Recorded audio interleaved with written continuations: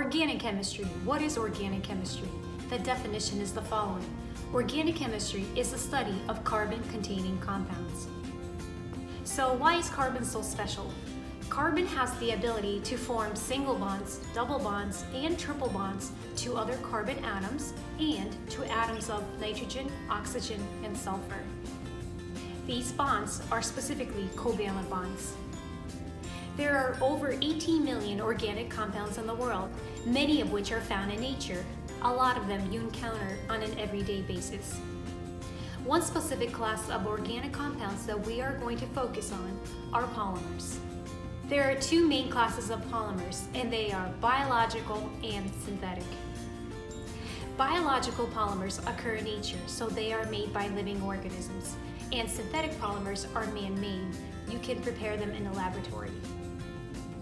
Let's explore some examples of both biological and synthetic polymers. Come on, let's learn.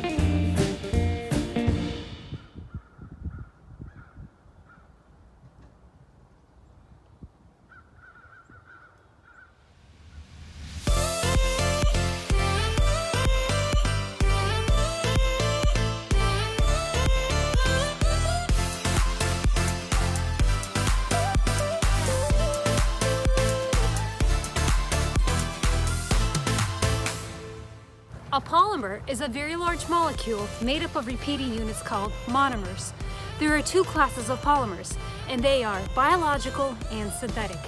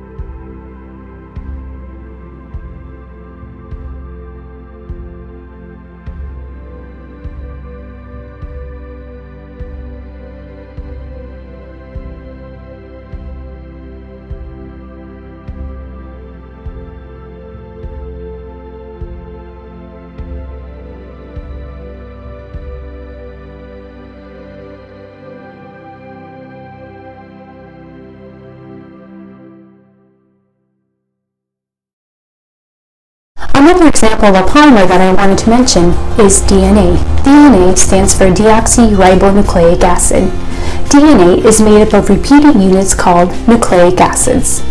Styrofoam is an example of a synthetic polymer. Styrofoam is lightweight, nonpolar organic solid. It is made from 98% air. The most important property of styrofoam is insulation. One way of classifying organic compounds is by their polarity. Organic compounds can either be polar or nonpolar. Polar compounds include atoms of sulfur, oxygen, and nitrogen. They are highly electronegative. The hydroxyl group, OH, is found in water, and that's what gives water its polarity. Nonpolar organic compounds include atoms of carbon and hydrogen only. An example would be methane, CH4. This brings us into the next concept, like dissolves like, in terms of polarity. Let's take oil and water. Oil and water do not mix. The reason for that is because oil is a nonpolar organic compound and water is highly polar. Therefore, they are insoluble in one another. For the second example, water and alcohol are highly soluble in one another. The reason for that is because both of them are highly polar. Water is the most polar compound in the world. It contains the polar hydroxyl group. Ethanol, also known as grain alcohol, is also highly polar due to its short carbon chain and the polar hydroxyl group.